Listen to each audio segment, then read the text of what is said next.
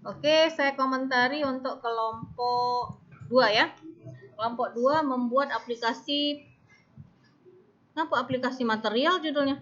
Aplikasi penjualan bahan bangunan, atau boleh aplikasi penjualan material bahan bangunan di toko Rido Jaya Rambutan.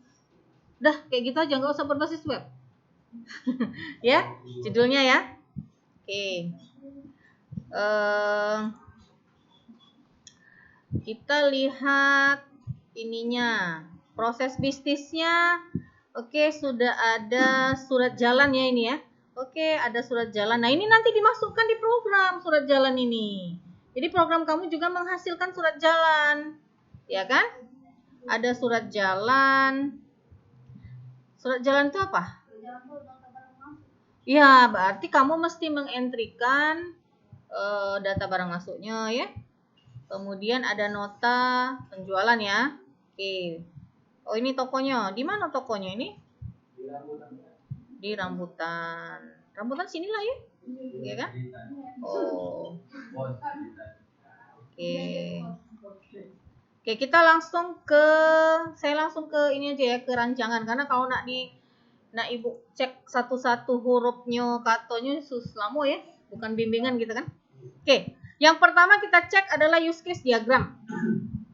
Karena dia adalah penjualan offline, berarti konsumen tidak pakai program kan?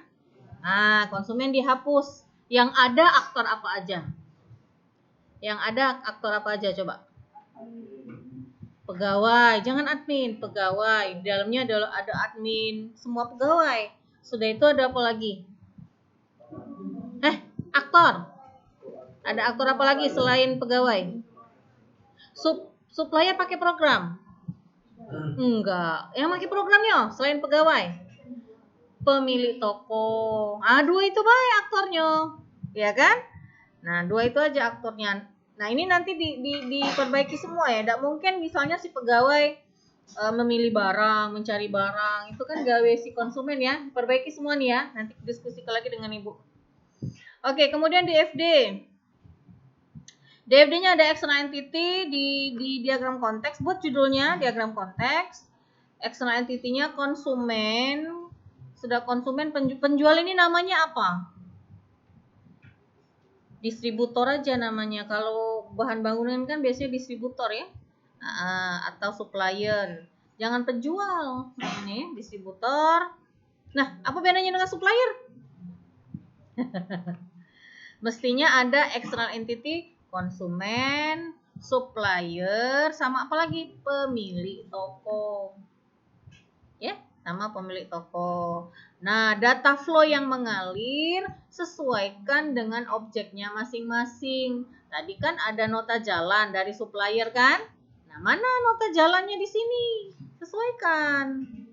Ya, tidak sembarangan nak kita buat proses bisnis, kita tahu apa cerita sistem yang lama itu seperti apa, dimasukkan di rancangan, jangan kamu hilangkan.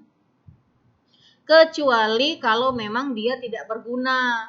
Surat jalan kan berguna untuk input data barang. Ya kan? Oke.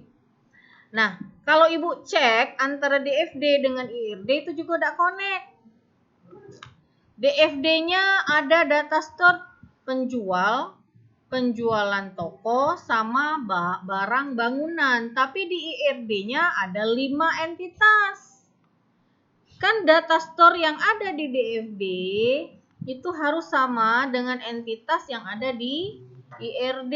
Samakan. Mau yang mana yang benar? Kalau kita lihat IRD ada penjual. Penjual ini supplier ya. Nah, berarti yang supplier yang di sini diganti jadi supplier. Jadi penjual ini ganti supplier. Jadi penjual dengan supplier gabung jadi satu entitas. Oke. Yang kedua ada bahan bangunan boleh. Yang ketiga ada konsumen boleh. Yang keempat ada pegawai juga boleh. Sama satu lagi. Wong nak beli barang kita harus ada file apa? Yang ada harga barangnya. Berapa jumlah bahan bangunan. Totalnya berapa. Itu kita masuk ke di file apa lah namanya kira-kira? Pembayaran boleh. Penjualan boleh. Transaksi boleh. Ya kan? Di mana harga barang, jumlah total tuh di mana di IRD kan nggak ada. Ya kan? Kok nggak ada?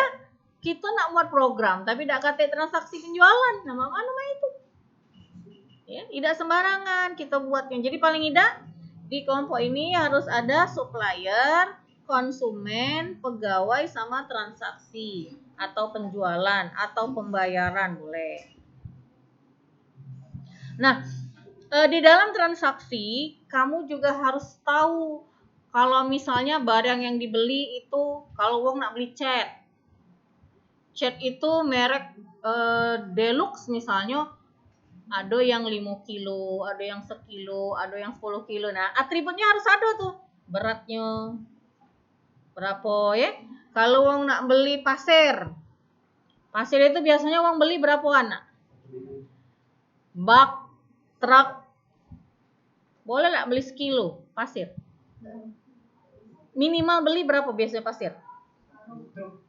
Sekarung. Harus dibuat. Kalau wong beli pasir, satuannya karung, truk atau apalah. Sesuaikan dengan objeknya. Kemudian apa lagi biasanya? Cat, pasir, batu bata. Berapa ya? Semen, berapa sak kan gitu ya? Semen kan boleh beli sekilo. Nah, tadi kalau semen berarti dia bisa per kilo atau per sak. Jadi 2 satuan itu. Nah, itu mesti kamu pikirkan di program. Sedetail itu, sedetail itu. Sedetail itu memang kalau kita buat program. Kalau tidak detail, program tidak dipakai wong, tidak dibayar wong. Untuk apa buat capek-capek tapi tidak dibayar? Kira-kira mah itu ya.